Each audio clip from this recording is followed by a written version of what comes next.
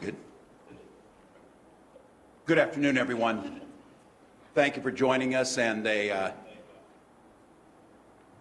can we see there's getting feedback off the phone? Everything I say here twice? There's microphones built into them that it's coming through. They're close together, that's why. I'll turn it down. Okay, thanks. All right, thank you all. And to the press that's here, once again, grateful. We're grateful for your ability to be able to convey the most accurate information to Minnesotans at this, as we said this week, one of the most disruptive and confusing weeks that many of us have witnessed. To the Minnesotans who are listening, I want to send that message again, how grateful I am to your compassion, your attentiveness to your neighbors, the sense of community spirit that is needed in this time, the stories that continue to come out of school-age children helping their elderly neighbors shop, doing the things that make life continue on as normal as we possibly can. So we are grateful. I also wanted to note that this new time at 2 o'clock and the way that the folks who are up here are meant to be the new battle rhythm, if you will, that we're going to get in. This will be a weekly, daily occurrence during the weeks, if necessary on the weekends. The purpose of it is to try and give Minnesotans the most current, almost in real-time information as we're getting it, to try and give the best data, especially around the health and the health guidance, what's happening with their children in schools, how we're dealing with the economic fallout of this, and then the emergency management of the entire team. So we are really grateful. I can't stress again enough that the measures that each individual listening can do are really the front line and the most effective thing we can do to flatten that curve and stop COVID-19 from having the impact on our country that would be devastating. So with that, I want to make sure that as we go through this, stepping up that emergency operations center, that this conversation that happens daily is a place where we will get the most accurate and most current information for Minnesotans on how we go forward. I want to start by giving a brief overview of where we are. It was Wednesday when we were last together, and as I've forecasted every time we have met, by the next time we meet, the world changes pretty dramatically. That will not change, and we knew that there would be, as testing started to ramp up, more cases. We had 26 more positive cases for 115. 2 are in ICU. You'll hear more of this from the commissioner. I think the positive news side of this is that with our ability to use Mayo Clinic, University of Minnesota Fairview is starting to get there, and then with, of course, the tireless work of the Minnesota Department of Health, we've reduced the samples to 1,291 in that queue, so we're able to move a little more. It doesn't change the fact that we are still struggling to get all of the reagents and all of the components necessary to test at the level we need to. Those have been conveyed directly to the president in a call yesterday from the 50 governors. The requests are still being sent. We are seeing, though, as I said, especially the Mayo Clinic, we're encouraging people to find some redundancies in the supply chains to try and make sure we build in multiple places to try and get this. And I think after the president made it clear that the federal government are not shipping clerks, all available avenues for us to look and reach out. I am pleased in the last hour or so with the president's activation of the Defense Production Act. Should give us some relief in that, but we simply can't wait for that. So I'm here to tell you, and I want to make note of this, that Minnesotans and Minnesota companies that are stepping up to fill that gap. For all of you who are listening, the Defense Production Act simply gives the president basically wartime authority to convert civilian factories over to wartime needs. In World War II, it was using our automobile manufacturers to produce the tanks and the airplanes necessary to win the war. This will do the same thing as we take on COVID-19. And I'll have to tell you, I'm just going to give a couple examples, and there's countless. These public-private partnerships that we are starting to forge through the collaboration with state government. DigiKey from Thief River Falls has, of course, a technology firm able to and has great shipping capacity, is starting to try and figure out what they can do. There's a company called Anderson Fabrics that's looking at ways that they can transition over to potentially making scrubs and things for our healthcare providers, and of course places like the Mall of America now that have a lot of open space and space that could be used to convert it into whatever we would need in an emergency. So those things are happening. I also want to thank and acknowledge that yesterday we made a move to move our folks in the food supply chain, especially those in grocery, move those to Tier 2, meaning they can take their children to our schools, which you'll hear more from Deputy Commissioner Mueller about the child care at our schools that are happening. We moved them up because of that importance that they have. I spoke extensively with the 5 largest grocery chains in Minnesota, their leadership, and I spoke with members of UFCW, the United Food and Commercial Workers, that make up a lot of the folks who work in our grocery stores. This is a committed industry that folks are on the front line of making sure none of us have to run and rush for the products. They are restocking. It starts with our farmers who are going to be in the field soon, to the people who manufacture at Kraft and General Mills, to the truckers that move it there, and then the folks who are stocking it. So I will have to tell you again, I don't think a single one of us in Minnesota will ever again walk through a grocery store and see someone clerking and checking us out the same way, because we found out very, very quickly who's valuable in this society and who's willing to stand up. So I think that Minnesota sense is really coming out. We are activating, you'll hear more from this from the Commissioner, the Medical Reserve Corps that brings back retired medical workers, doctors, nurses, and other technicians to be able to work to fill gaps. We have continued coordination with our 11 tribal nations. I'd like to thank them for the bold moves they're making to protect their citizens. They had to make incredible economic sacrifices like all the rest of Minnesotans did by shutting down many of their major activities, which was their gaming operations in many cases. And I'd like to note that our federal tribes are guaranteed by supreme law of the land health care and education through the federal government. But I want to explain to you what it means in health care. We have 571 tribes stretched across the United States. We have 2.5 million indigenous sovereign members. In that healthcare system, they have 37 ICU beds and 81 ventilators. That's not in Minnesota, that is across the country. So I hope we know that our neighbors across our 11 nations, from Red Lake to White Earth to Prairie Island and all in between, are a part of this with us. We also sent a letter this week to Director Fleming at the SBA's Office of Disaster Assistance, requesting Minnesota businesses be eligible for the disaster assistance and economic injury. We will hear back from them. I want to talk about recent actions that we moved on through executive action or the authority in the already existing statute. We took the move to support businesses by announcing a 30-day sales tax that moved businesses' sales tax back. I know you heard today, and we will follow suit, obviously, with the state, where income tax filings, income tax payments are due July 15th with no penalty or no interest. I think it should be noted, those Minnesotans who can receive and should receive a refund should file as soon as possible, and the federal government is telling us those will be processed as quickly as possible. At the request of yesterday, also at the request of many of our health partners, I signed Executive Order 20-09 to delay elective surgeries. This procedure is ordered to conserve our healthcare resources and reduce contact with patients and providers. It's overwhelming. The new acronym or the new letters everybody's learning during COVID-19 is PPE, personal protective equipment. And what we have been able to do, and Commissioner Malcolm will expand on that, we're coordinating across that supply chain now, and we are having all of our partners be able to inventory what they have so that we have a sight picture on the burn rate of what's out there. When you keep hearing this, that there's a shortage of this, we want to know exactly when a healthcare system or a hospital is going to run out of that gear to make sure that we're feeling out that we can move from the state to resupply those. We have been waiting for the strategic national stockpile to no avail at this point in time.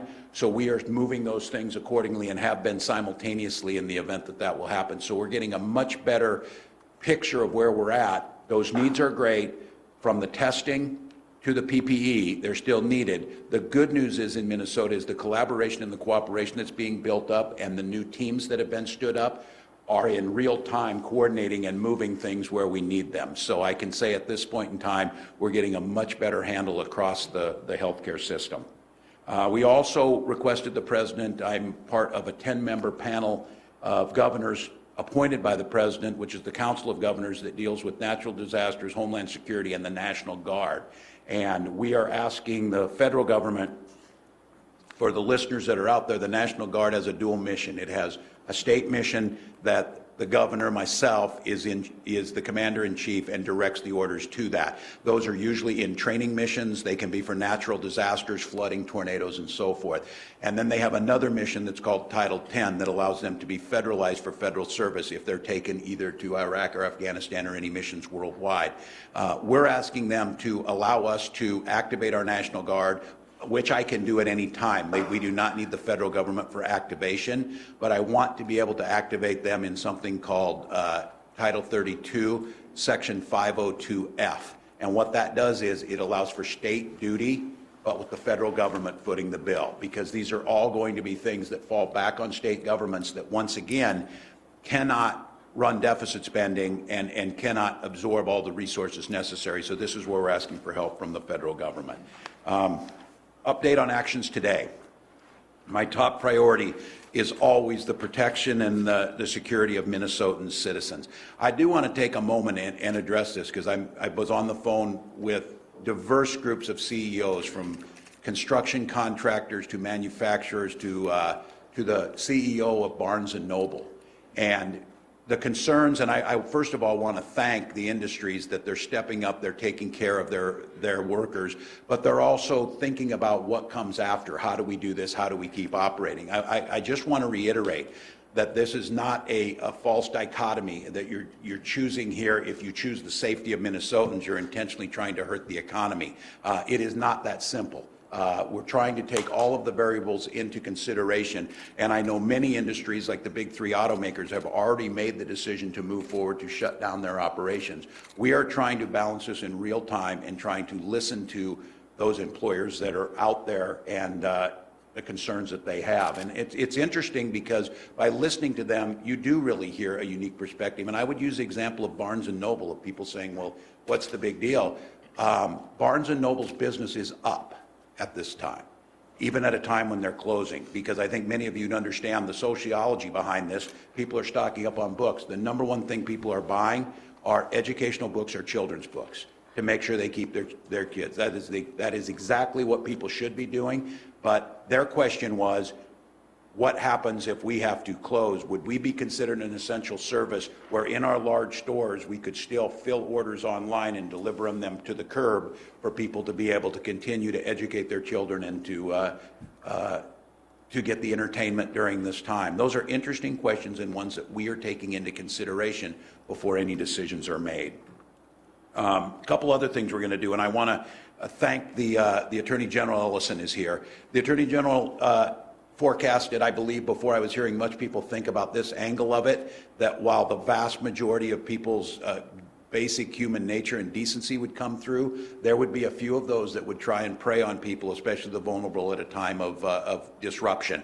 And one of the things is people doing price gouging. Minnesota is one of the few states that doesn't have a price gouging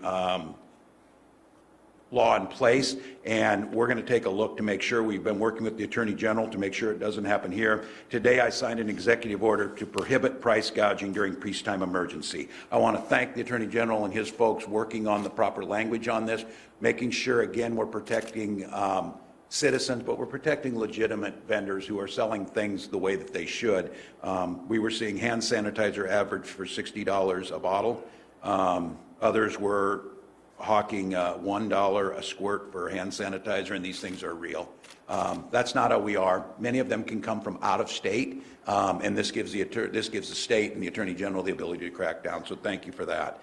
And I want to thank again the care providers on the front line and all of the peripheral issues on this. Commissioner Harpstead is here with us today from the Department of Human Services, and identified very early, as far as last Friday, we sent over legislation to the House last Wednesday and the Senate, which they worked on. And while they came to some language, we weren't able to get it passed through them, but we are able to, via executive order, be able to move some of the flexibility for DHS to be able to secure those human services necessary. Some of them had to be with waiving Medicaid rules to allow for mental health consultations that might not be done face-to-face that could be done, or re-upping people's status.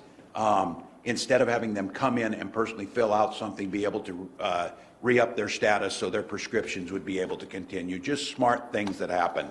And then what we're doing also is that we are extending a special period for MNsure enrollment.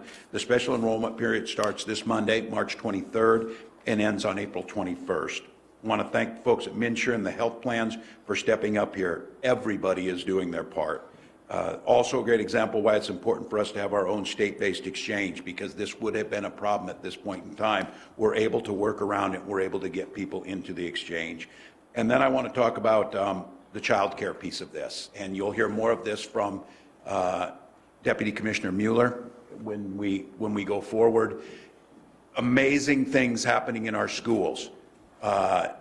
89,000 meals being served that you'll hear about, 5,100 and some children being served of our first responders and our healthcare professionals.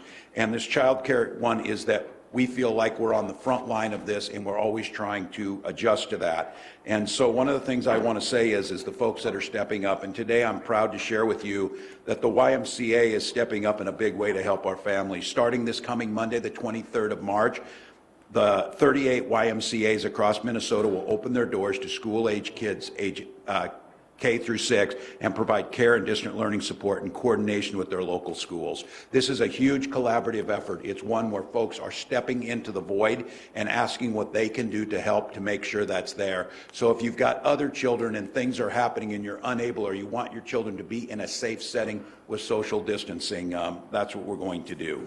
I would also like to say is that I'm a proud member of the Midway YMCA, and you make me proud the way you're stepping up. FEMA now is our lead agency, and this is a new development that came out. We were just talking, and you'll hear from Joe Kelly, our Emergency Management Director, that this simplifies the process. We have great confidence in FEMA in that our local partners, we've worked with them before. We work with them almost every year on flooding, on other natural disasters. We were on the phone this morning with Regional Director James Joseph out of the Chicago office. They are coordinating. They are on top of our request. We are hopeful that this will break the logjam around PPE. They are also our coordinator to help us with some of the things around federal issues like the 502F issue around the National Guard. So I'm incredibly hopeful that that's moving in the right direction. So the update of where we're at, some of the moves that we've made statewide, the conversations that we're having amongst diverse groups of folks, and I will say this, I had an extensive and very productive conversation, Commissioner Malcolm and I, with the 9 CEOs of our largest healthcare systems on coordination what we're doing. I can't stress again how blessed we are in Minnesota to have such a vibrant and robust healthcare system that's out there, one that's working very closely to us, and one that we are listening to prepare for the future. And with that, I'd like to get a little bit of in-depth brief, and we'll come back for the question and answer. But I want to turn it over to Department of Health Director of Infectious Disease, Chris Arisman, to give us some updates. Thank you, Governor. Let me start by saying globally, we are at more than 246,000 cases and 10,000 deaths. The United States has reported more than 14,000 confirmed cases and 205 deaths as of this morning. In Minnesota, as the governor said, we added 26 new laboratory confirmed cases of COVID-19 today, for a total of 115 cases. The age range of our cases remains the same at 17 years to 94 years. We have not yet had any cases in children. New cases are from the following counties: Hennepin, Ramsey, Chisago, Fillmore, Olmsted, Martin, Scott, and Rice counties. I want to emphasize that while we want to be transparent in providing data about counties where cases reside, this should not be construed to mean that counties that do not have cases are safe, or that the 115 cases represent the absolute number of cases of COVID-19 in the state. We have evidence of community transmission in Minnesota. This means that COVID-19 is circulating in all of our communities. Our public health laboratory tested 118 people yesterday, and to date, we have tested nearly 4,000 persons since the lab began testing on March 1st. I want to make sure that the public knows that the vast majority of COVID-19 cases are recovering at home. To date, 8 of the 115 cases have been hospitalized. Not everyone who has COVID-19 is in critical condition, though as you've heard, we are planning to make sure that we are prepared to care for all those that need it. I've gotten questions about our message about stay home when you're sick. What does that mean? I'd like to take this opportunity to clarify. As a state, we have implemented a number of community mitigation measures, limiting gathering size, closing schools for planning, closing bars and restaurants and other venues, and canceling elective procedures. These are all designed to slow the spread of COVID-19. However, if people who are sick continue to go to work and go out in public and spend time with others, they are undermining all we as a community are trying to accomplish. Our message to stay home when you're sick is for these people. When do you seek medical care? If you have a fever and respiratory symptoms and can manage them at home, you should. If you would not have called your health care provider last October when COVID-19 was not circulating, you don't need to do so now. It is not necessary to have a COVID-19 diagnosis. The recommendations for staying out of public are the same for any respiratory illness at this time. And there is no treatment for COVID-19 outpatients, so a diagnosis would not inform your provider to prescribe a medication. If you're having difficulty breathing or any other urgent symptoms, you should of course seek medical care as you would at any other time. Persons who are elderly or have underlying medical conditions and are at higher risk of severe COVID-19 disease should contact their healthcare provider if they have symptoms. Your provider can help you assess your health in light of your underlying medical conditions. I wanted to speak to laboratory testing. The Minnesota Department of Health Public Health Laboratory is prioritizing specimens for those in the highest risk groups. We want to make sure that we as a public health agency always have the capacity to test these individuals. That is, individuals who are hospitalized, healthcare workers, and those in congregate living settings.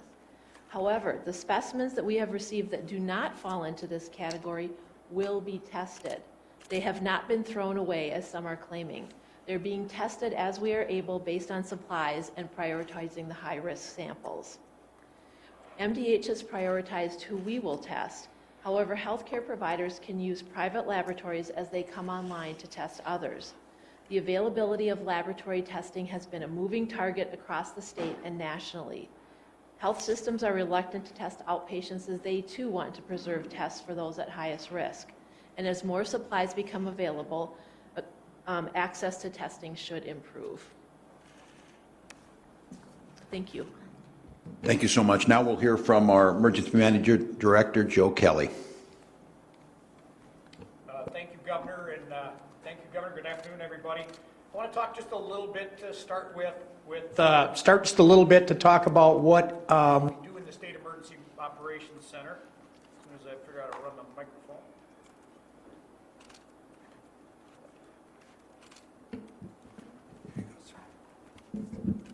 Thank you, sir. Let me start all over. I'm Joe Kelly. I'm the State Emergency Management Director. I want to talk for just a few minutes about what we do in the State Emergency Operations Center. Most Minnesotans probably aren't familiar with it. It's a facility that's hosted by the Department of Public Safety, and it really serves as a single point of coordination for state government, and as the governor pointed out, our interaction with the federal government. The State Emergency Operations Center is fully activated and is staffed by all of the state agencies that can help with this incident. We are focused on making sure that, a couple things, making sure that we can continue to provide critical services to our citizens. That means our state workforce as well as the systems that people rely on for services. We are working with our federal partners, whether it's FEMA, Health and Human Services, the Centers for Disease Control and Prevention, etc., to support the response and mitigation efforts that are ongoing. We are communicating. In fact, we had a couple conference calls this afternoon. We are communicating with local and tribal emergency management directors and public health officials because we need to tell them what we're doing for them, and more importantly, we need to hear how we can support their efforts. The governor mentioned that personal protective equipment is a particularly important commodity during this incident. We are trying to acquire more. As the governor said, there's stuff coming in from the Strategic National Stockpile, but we're also trying to go out in the supply chain and buy some more things like masks that protect people from droplets. That's a challenge right now. We are not trying to supplant or divert people away from their normal supply chains where they get materials, but we're trying to provide that backstop, that emergency supply if they run out. Finally, we are seeking and trying to strengthen connections across all of Minnesota, both public and private. We talk about how it takes a whole community to get through an incident like this. Not just government at all of the levels, in the private sector, voluntary organizations, and then ultimately it gets down to individual households and families. We need to all work together. And I'll give an example of that as I wrap up. We talk about volunteers. There's a need right now for volunteers in the food bank and food shelf systems. So I ask if you are available to help, that you consider helping out at a regional food bank or at a local food shelf. That's an example of how we are all going to work together to get Minnesotans through this crisis. And in the coming days, we'll give you a little more update on what it is that we're doing in the State Emergency Operations Center. Thank you, Governor. Thank you, Director Kelly. Commissioner Grove with an update on the economic sides of things, specifically UI. Thank you, Governor. Hello, everybody. I want to give a brief update on how our economy is doing. The most effective way to do that is to talk a little bit about the state's unemployment insurance program. As you saw earlier this week, the governor has opened up that program to any worker who is affected by the COVID-19 epidemic. And so we've seen, of course, an influx of calls and applications into our state's unemployment insurance program. So far, as of 8 p.m. last night, we've seen 95,352 applicants to unemployment insurance in Minnesota. Just to give you some context, the previous record in a given week was about 18,000. So these are some pretty historic numbers. About a third of the individuals applying thus far have come from the restaurants and bar and entertainment industry. That's 36,942. And about 85% of the people applying right now have never been on unemployment insurance before. So they're learning about this new system, the benefits, how it works, why it matters. A brief overview of that is simply that unemployment insurance pays you roughly half of your usual weekly wages, up to a maximum of $740, and benefits last up to 26 weeks. So we are working hard to meet the need of Minnesotans during this difficult time. I checked in with the team today, and the hourly call volume is down a little bit. We've been getting, I think, a total of about 15,000 calls this week on our call line. We really encourage people to use the website, uimn.org. Much better experience, no wait time at all, obviously, and a lot easier for us to process. The team in our UI division, Unemployment Insurance Division, has been working very hard.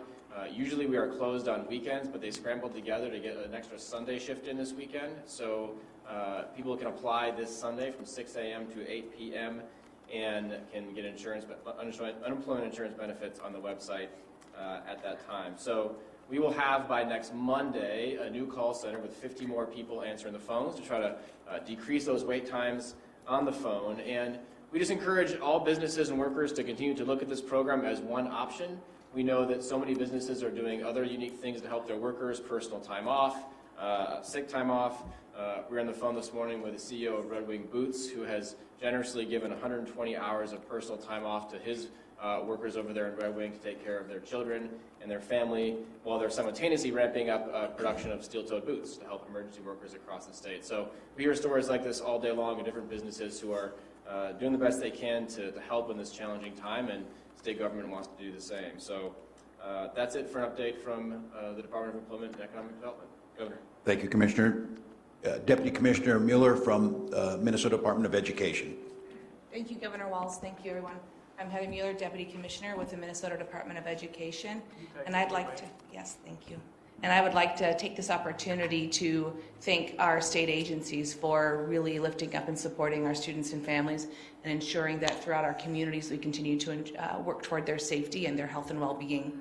As the governor alluded to, Our educators throughout the state have been committed to ensuring that our families have and students have the food that they need, as well as the health care that we need for the child care support that we need for our healthcare workers and our first responders. And yesterday, as an example of just a snapshot of one day, we had 118,238 meals served, as well as 5,190 students who were school age, who were in our schools, getting the support they needed so that our healthcare workers and our first responders could attend to the needs of our community. This is just one aspect that we believe is a really important component to the statewide response to COVID-19, and we appreciate the work that they have done, and we know that they're also preparing for the distance learning, so that we know that education matters, and we know that them having the opportunity every single day to have access to an online environment or some type of environment that is a distance component that gives students the opportunity to maintain their routines, continue to build their relationships, to have interaction with other caring adults who believe in them and they trust, and gives them the opportunity to also continue their high quality education that we've come to know and expect in the state of Minnesota. The other thing that we've had the opportunity to identify is the federal government within the last hour has said that there is the opportunity to have a federal waiver for assessments, and that is something that the state of Minnesota will be seeking the waiver for the accountability requirements for statewide testing for the 2019-20 school year. Thank you. Thank you, Deputy Commissioner. While this is an unprecedented event and you're seeing the multitude, and this is a snapshot of the most pressing issues across state government, the thing to keep in mind, for Minnesotans to keep in mind, there are systems and protocols that work. There are systems and protocols that have run. Us looking at our schools as a way to provide meals, to continue to provide nutrition with that system built in place is proving to be incredibly valuable. The ability to use that and partner with things like the YMCA to step up childcare for those emergency responders, because no matter what this situation develops into, we're still going to have to take care of those basic needs, those basic services, the same way we're thinking about trying to make sure that the food supply and the food chain stays uninterrupted. The thing I would say that we need to guard against, rumors, misinformation. We need to understand that there will be changing data. That's one of the reasons standing up this event and using the trusted websites where you get information about what's happening in Minnesota, so that we keep people in a place where they understand there are systems, there are protocols, there are people there, and Minnesotans take care of one another. So I can tell you that will not change. And I'd like to say that as people are thinking about this,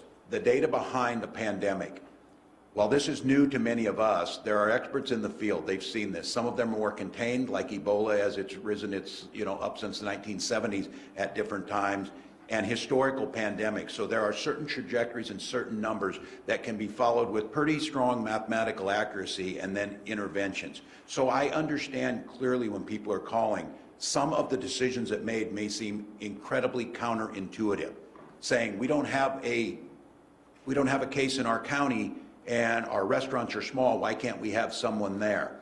The protocols that are put in place are based on the best data and the best practices possible. And one of the things that we know is in more rural areas, we have even fewer healthcare facilities, we have an older population, and our risk factors are even higher. So I understand that everything seems to strike counterintuitively against us, but this pandemic and the numbers and best guidance that's coming out are predicated on having a much more positive outcome, because it is not guaranteed. If we step back and did nothing, there is a worst case scenario trajectory that would more than likely play itself out. And for those who are listening saying, so many people are going to get this and get better, that is absolutely true. But so many people, and the disruption it causes in our healthcare system will be enough that even the usual rhythm of a medical facility for births, for gallbladders, for heart attacks, for falling and breaking a hip, all of those things have to enter into this system too. And in a state of 5.7 million people, there's a lot of just usual. So the capacity in our hospitals and the use of them is built that you don't have a whole lot of open beds or a whole lot of physicians or nurses not doing anything. They're all working. So when you surge into that system in a catastrophe, that's where the pressure comes from. So I hear people out there, I understand how this strikes against what feels like, and a term I hear a lot of is common sense. I'm not going to pretend to have the corner on that, but I can tell you if you want to use that term, wash your hands, common sense. Don't cough on people, common sense. Stay home if you're sick, common sense. And stay home, Minnesota. That's one that we can agree on, that the data shows us will make this less severe, put less pressure on our healthcare system, keep more people safe, and get us back and our economy back in a quicker manner. With that, I'd be glad to answer any questions. Tom? Governor, you know what the governor of California did last night? Large cities have done the same thing, the shelter-in-place order. How seriously are you considering that in Minnesota? And secondarily, do you think the president should order that nationally? Well, I can't speak for the president, but I have said this. I think that certainly localities are going to have a lot to do with this, but a national strategy helps from keeping what ends up being a patchwork quilt. I think the good news on this is governors are coordinating correctly. If there's not a federal response, there's certainly an Article of Confederation response, because I'm on with several governors multiple times during the day. And I think it's important now to be clear when people hear this, and I'm getting calls from people across the spectrum of folks that I know in business, don't do this, do this, do this. What I can assure Minnesotans is we are looking at the data, we are trying to get it as transparently and as real time out to you, making the best informed decisions that will have an impact on flattening the curve. And what I can tell you at this time, that again, I think we're starting to see this. There were some people surprised that a week ago Friday, I said we weren't prepared to close schools. Monday we were. Monday I said we're not prepared at this time to close businesses, but we're looking at it like bars. So I can tell you this, that I, at this point in time, was not prepared and am not prepared to make that, but I am prepared at some time in the future, if it becomes necessary with the data and where we're at, to make that decision. And I think what you've seen out of this team, before those decisions are made, as many of the contingencies, and I'll be just candid with you, we can't think of all of them. We're doing the best we can. But for example, with school closings, to make sure there was a place for meals and daycare before we announced it. And as you're seeing, because that decision was made, we are serving those people. Same thing, before we were going to close bars and restaurants, I needed to have the capacity to provide unemployment insurance immediately, and I needed to make sure I could waive that waiting period so checks start arriving next week for people to continue on. I will tell you that that same decision-making process is in place with this. I understand that just, I believe, since we came in here, that Governor Pritzker of Illinois has made this decision. You're going to see this start to happen. I think states are at different positions along the spectrum of this. The testing capacity we have and some of the modeling that we are now doing with experts both inside government, with the University of Minnesota and outside government, is giving us a better picture. So my pledge to you Minnesotans is to understand, and I want to make clear to employees, employers, and everyone, this is an unprecedented decision that has not happened in our country, that these either mayors or governors are making. They are doing it with the best information possible to save lives. And you can rest assured here that Minnesota is well positioned with experts in infectious disease. It's almost every night, most of the guests are from Minnesota that are on addressing the nation about what needs to be done. Next.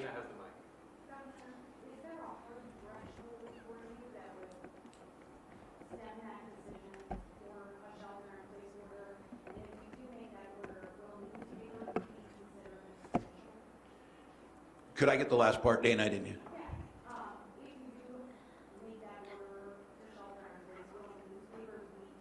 Yes.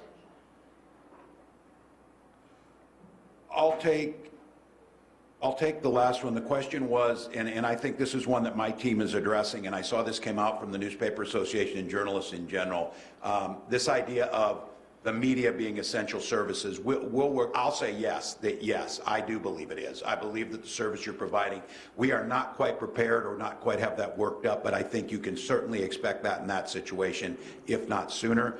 And the issue was on the metrics of the shelter in place. And as we're gathering more data, how do you make this decision? It certainly needs to be predicated on the best science. Some of it is going to be extrapolating from what's happened in other states to determine if that's the time. What I've asked my team to do, and in the last 72 hours, we have gotten really good at this, I'm getting run-ups in the morning that show me, as I said earlier, exactly how many masks are at Mayo Clinic, how many are in the Fairview system, what's the number of patients coming in, and what is the spread in the community. All of those different factors as they get to a point, and you can see every single map, if it can look like this and not like the hockey stick, and I guess I would say that the science and the best estimates that we can have is to bend it before it starts bending up that curve. And so those are the things we're looking at. Do I wish there were a checklist that said when you hit this, now it's time to do shelter in place? I wish we had that. We don't. And we're not in the business of hoping. We're in the business of planning. We're in the business of seeing what's afterwards. And so I can tell you that you hear me talking about this. I think you see this. It appears like there's a series of events that keep ratcheting up. That's probably the cadence you'll continue to see. And if, again, I don't think we spread false hope, but if there's things out there that we're able to ramp up production of protective equipment, we're able to ramp up and hold people in place, our hope is we'll start to see a curve. It may warrant that that is not a necessary decision, but at this time I can't tell you. Mr. Governor, the first question, I have a couple of questions about testing and supplies. First of all, did you say that there was something in the works with Mayo Clinic to help with that backlog? I'm sorry, could you ask me one more time? Sorry, I was distracted. A couple of questions about testing and supplies. Did you say that there was some work going on with Mayo Clinic to help with that backlog? They had said that they're producing, I think, putting through Yes. 4,000 samples a day. Yes, I don't know if there are numbers up there, and maybe I'll have the commissioner maybe a little better on that. Yes, Mayo Clinic has been able to step up some of that. Mayo Clinic has also done 3 supply chain lines to make sure they're not disrupted. They were part of that yesterday that got that number down. If you noticed and saw that it was our highest number of test days, and that reduced it from, I think, a little over 1,800 down to the 1,291. So maybe, Commissioner, you'd like to mention. Yes, thanks. We have been working hard to keep up with the highest priority areas for testing. As Chris mentioned, we know how critical it is that folks who are admitted to the hospital with potential, with any respiratory illness, which might be COVID, it's very critical that we get those tests done quickly. Healthcare workers, families of healthcare workers. So we've had a pretty tight criteria around what we can test. Our goal, as we're able to keep up with those high priority groups, is to expand that list to more essential workers.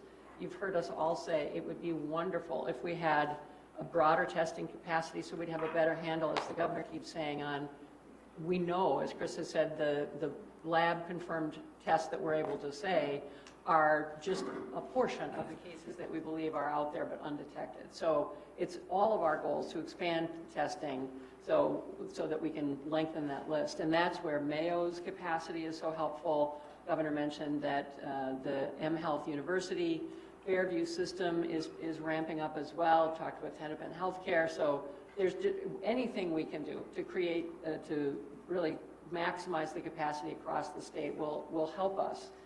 Not only to test the current priority patients, but to get a better handle on the denominator of what's really out there. And we're just, as the governor said, so appreciative of the degree of coordination that's going on now across those systems.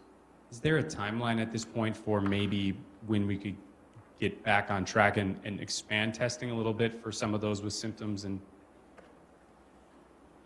yeah, I think Chris is just mentioning where we're really ramping up the coordination effort on a day-to-day basis about how to triage the testing. The overarching challenge still is the global supply chain for some of the ingredients that go into the testing process. And that's where the governor and other governors have really been pushing hard on the federal government to help us be more clear about what's in the supply chain or how the supply chain could be increased through things like the Defense Production Act.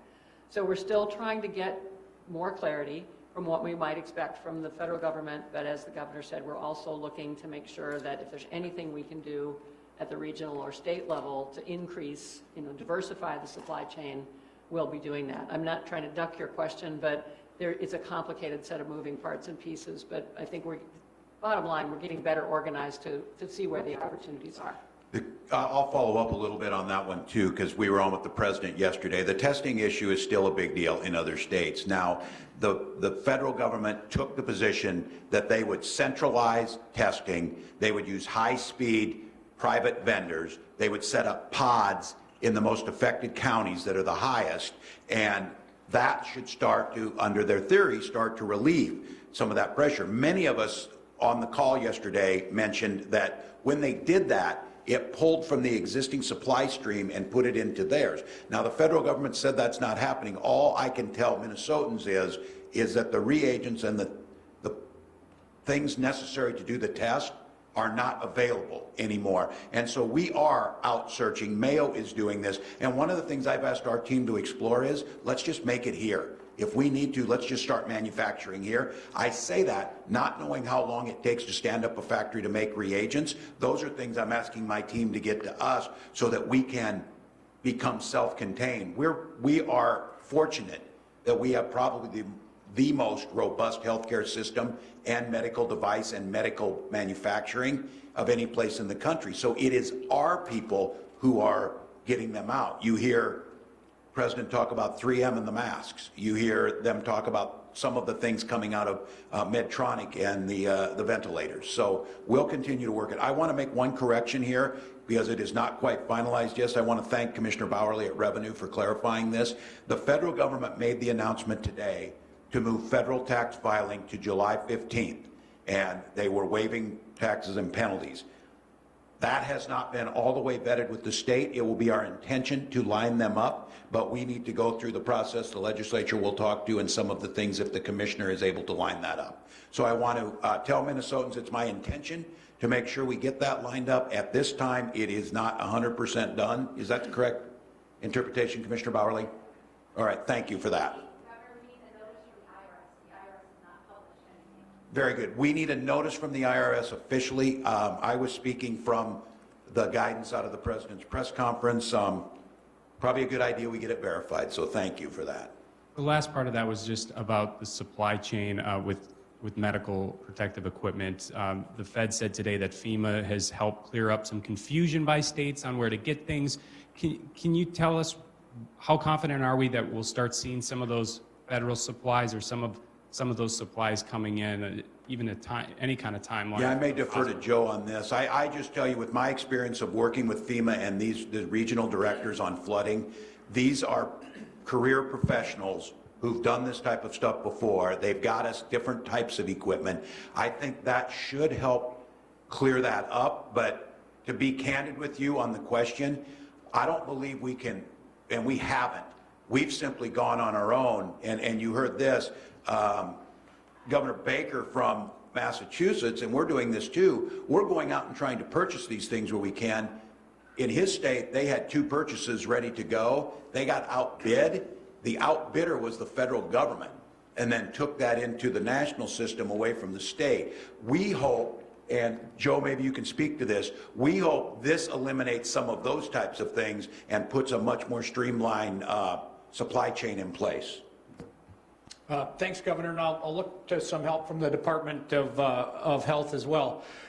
There's really 2 lines that we are looking at to get supplies, specifically of PPE and other medical things. One is out of the federal government strategic national stockpile, and that is through the U.S. Department of Health and Human Services. Imagine a big warehouse full of everything from protective masks to some pharmaceuticals. I believe they have ventilators and other things. So we are trying to draw our fair share, if you will, from that stockpile. That effort is controlled by the Department of Health. We are also endeavoring to make purchases, emergency purchases of some of those equipments that might be available to us. But to the governor's point, we are gonna leave no stone unturned trying to find the shortest supply line for the things that Minnesotans and our healthcare system need. 2 quick questions, one for Governor Walz, one for Commissioner Grove. Governor Walz, are you considering ordering shopping malls to close? Some have done it voluntarily. We're hearing from viewers, a lot of people are walking the malls, especially older people who might be the most vulnerable.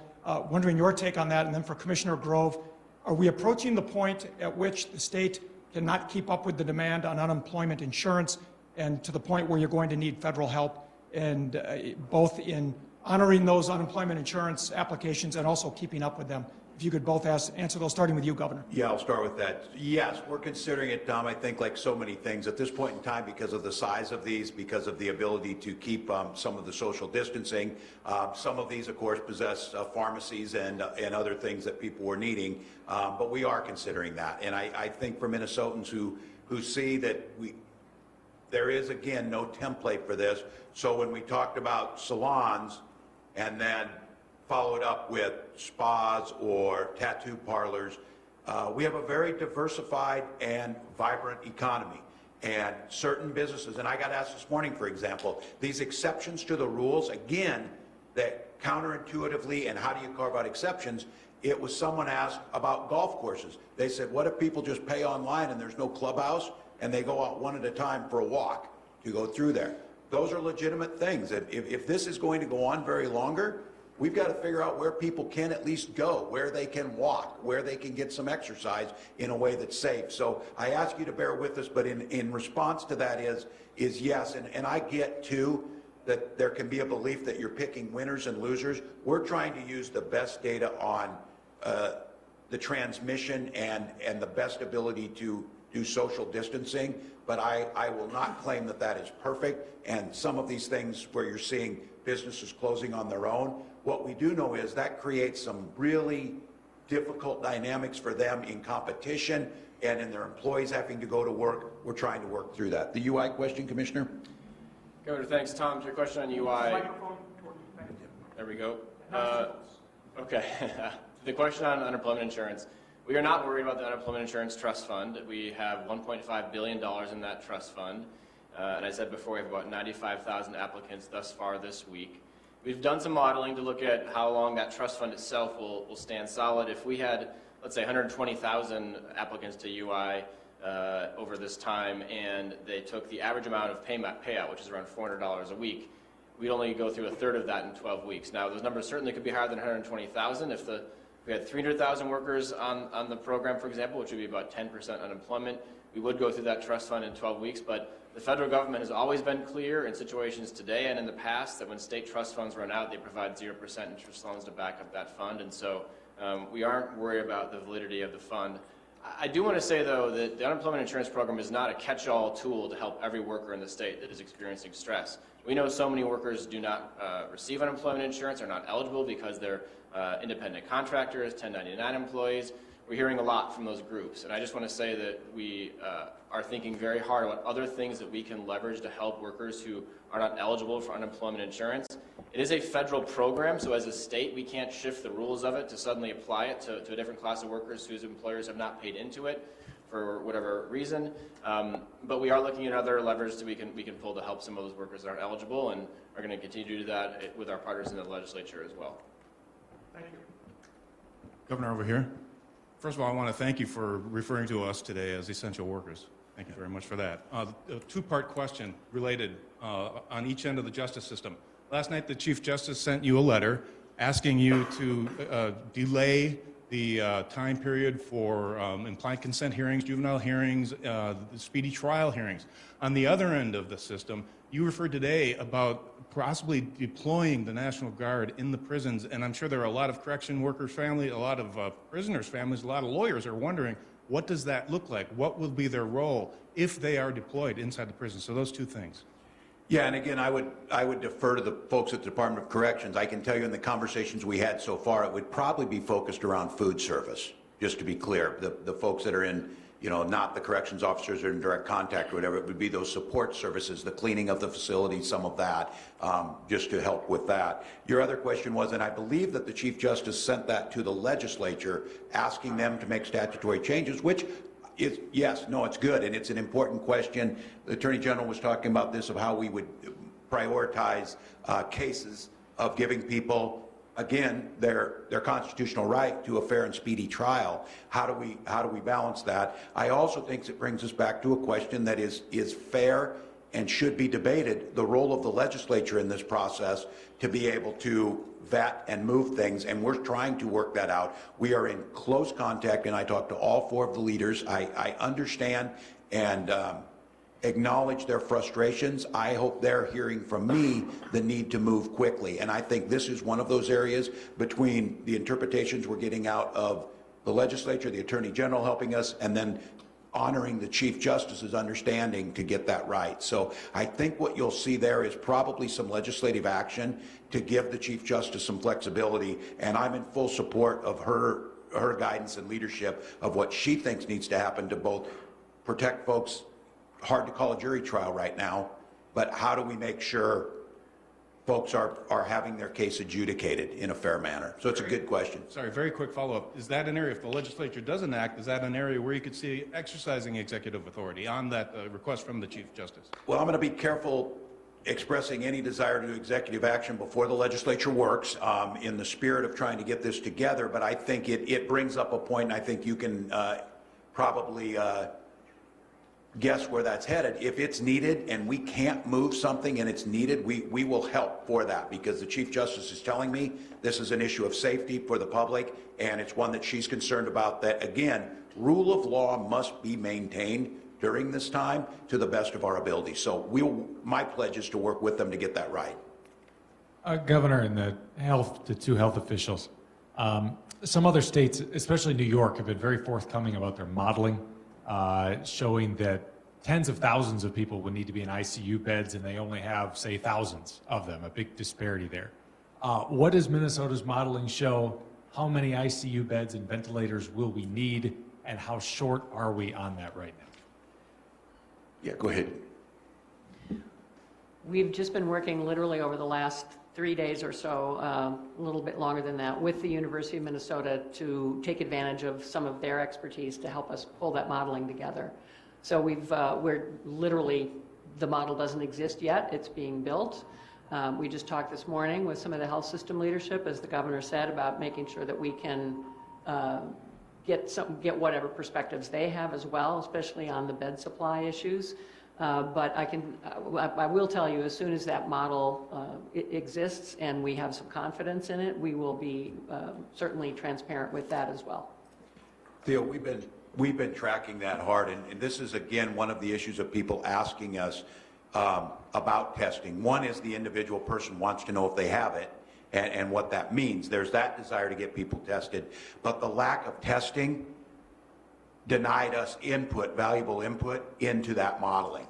So some of it had to be extrapolated before we saw exactly what was happening here. So we've been asking for this. It goes back to Dana's earlier question. Does that help us build a metric system or some type of algorithm to how we come to that? And the answer is yes. And I think this is one we want to get as quickly as possible. I think this is where we'll have to ask all of you to help us explain what the data shows to Minnesotans. They keep talking to me about, the infection rate of R and how do we get that under 1. Just some of those variables in there of the math. I'm hearing people tell me, and they're rightfully so, Minnesota's not South Korea, it's not Italy, it's not China. That is true, but in these modelings, they take into those variances, and we think we can get this into a pretty tight space. But our pledge to you is to get that to you as quickly as possible, because as the commissioner said, our numbers are too rough now to have any sense of confidence level in them. And just to say maybe one more thing about that, we've got, I guess, the good problem right now of having not very much Minnesota-specific data on the cases. As we've all said, to have a broader base of testing would help us. But with 115 cases and only 8 hospitalizations, we just don't have enough of our own data to make this a really Minnesota-specific model. So we're trying to do what we can using experience globally from published research, learning as fast as we can from Washington State and New York about what of those national trends might apply here. But we have been doing pretty good. I think containment strategies with the cases that we have been able to identify. We've put community mitigation measures in place, arguably earlier in that curve than some. So we'd love to be able to know with numerical precision how well is that working. And we just don't have enough data to know that yet. So the goal and the desire is to take these national models and over time fill them in with Minnesota-specific data. So we can start giving you range estimates, but they're not going to be nearly as precise as a couple of weeks down the road when we have more Minnesota data. People may not be super comforted to hear that there just isn't that modeling yet. When do you expect to have it? Is it a matter of days? I would argue no one had it, and the federal government was behind on the curve of getting it. So I think most governors have been talking about this. What you've seen probably the best modeling come out of Washington State, California, and New York because they have more cases and because they had more data early on. I think a lot of the other states, you're starting to see Illinois get that. We, again, have folks at the University of Minnesota who are national experts in this. Our hope was, and what I asked my team was, to try and get it to me by the end of this week, meaning over this weekend. Thank you. Governor, a question from Brian Baxt at NPR. He wonders, child care providers, both schools and centers, are stressing that they are not getting additional funding to help out. Will you guarantee that they will get paid, and will they get paid in real time? Yeah. And this is one where some of the movement at DHS is helpful in the CCAP program to help us out. What I can tell you is yesterday I had a fairly extensive conversation with the 4 legislative leaders. I made proposals to them, COVID fund for Minnesota that would allow appropriations for MMB to be able to move, and then a set of policy proposals with appropriations requests. The biggest one of those, or a major one, was with child care providers to do exactly that, to get them real-time payments to make sure they do not close. I am asking a lot out of child care providers for Minnesota. They have stepped up, but what I recognize is they are on the edge, and every day some are closing. So I sent that over with a sense of urgency. It would be my hope that the legislature would be able to, and I do not speak for the legislature. I do not want to know where the best place for them to meet is because they're dealing with their own potential infections. But we do need that, and that is a top priority of ours. So that question is correct. My intention is to get them the money as quickly as possible. Governor, a number of other states other governors have issued executive orders allowing restaurants to allow alcohol with delivery and takeout orders. Is that something that you're considering to help restaurant owners in the state? I'll have to tell you, what I do know is there's a very strong online presence to ask me that, so tell them they're effective of doing that. Yes, we're looking at trying. I am not going to speak that it is done, but every suggestion is being brought up, and I want to stress to folks that are out there, we're trying to lean into what helps them. Again, managing public safety, but I can tell you we are exploring that. We will look into it, and I'll make sure that we're following up. Thank you. One more question. A two-part question then, Ted, if that's okay. Just one quick thing. There's 4 counties that had community transmission the last time you spoke yesterday, specifically about that topic. I was wondering if you could update us on that, if there's other counties that are experiencing community transmission in Minnesota, or if it's just those 4 that we know about. Thank you for that question. We have 15 individuals now who are thought to have had community transmission in the state, and I can provide you with the counties later. But I think it's very important to reiterate that while we've identified some counties with community transmission, we want people to know that we really believe that we're having community transmission across the state. And so people should not have a false sense of safety that, oh, it's only certain counties where this is happening. We really do believe that we're seeing much more transmission than what our numbers actually are showing. Thank you, Chris. And for either the commissioner or the governor, have you made a request for materials from the national stockpile, and how would you characterize that request? How was it received by the feds? We have made several requests. We are expecting a pro rata share on a formula basis that we were told would be coming through the Strategic National Stockpile. We received a partial order today, but we're unclear where the rest of it is. So, and the other 2 orders that we put in ourselves have not yet been responded to, but we understand that the federal system is getting requests from all over the place. But it's going to be really important to us to know from them sooner than later whether we can or can't expect those deliveries eventually, and the governor continues to push hard on that. Well, thank you all. Again, Minnesotans, I express my deepest gratitude for you, for the caring attitude you've shown, for the patience that you've shown, for the uplifting of your spirit. Getting asked how people are doing and telling the good stories. I read the article in the paper the other day on Vivo Kitchen in Apple Valley partnering with a local church to deliver meals to seniors who can't come out, home-cooked meals. This is an industry that was just asked to shut their doors to protect Minnesotans, and they turned that into a partnership and a sense of community service that not only is it getting great meals to seniors, it's showing us what we can do during this time. So we've launched an initiative of Stay Home Minnesota, and I do want to acknowledge the difficulties for so many families. We've got a lot of families that, as we know even before this, don't have a home. And we're dealing with that of what do we do? Shelters are crowded. How do we isolate? Many are seniors. Many of our people on the streets have compromised health situations in the first place, and Minnesotans are stepping up for that. I asked the initiative foundations to help with that and to help with childcare, and their answer was an immediate yes, and they're working on it.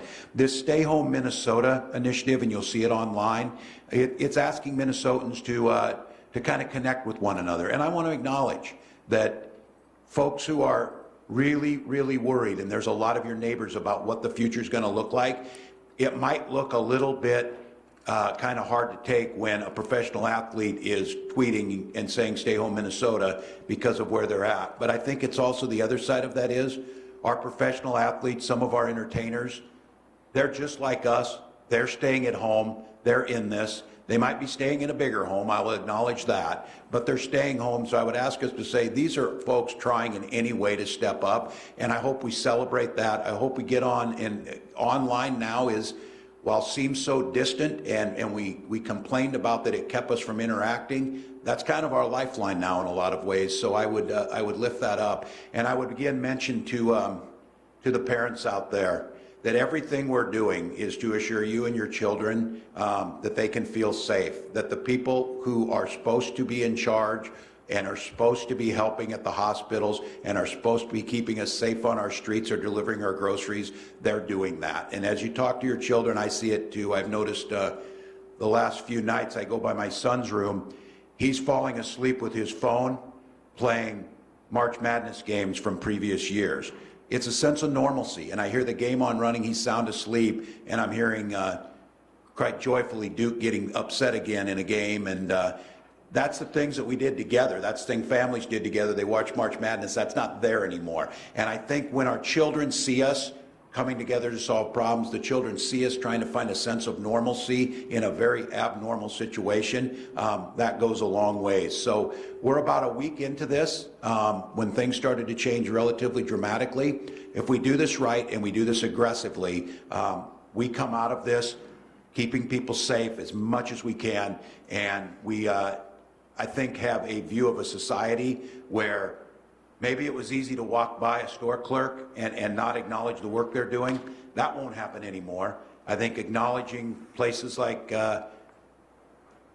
Vivo and our local churches who are stepping up, and businesses across Minnesota, businesses who are final leg for many of them, but their final thing they're doing is providing leave and health care to their employees. That helps us see things a little differently. So we'll be back here I believe Monday, unless there's news to go, every day at 2 o'clock. We will continue online to get this information out. I would encourage people to get on the hashtag Stay Home Minnesota, tell us your stories, send cat pictures, whatever they might be, and practice the social distancing to keep us safe. We're entering a new phase. We're watching it accelerate in other parts of the country, but we've got professionals here using those lessons to apply here in Minnesota to our own expertise to keep people safe. So thank you, Minnesota. Thanks, Commissioner.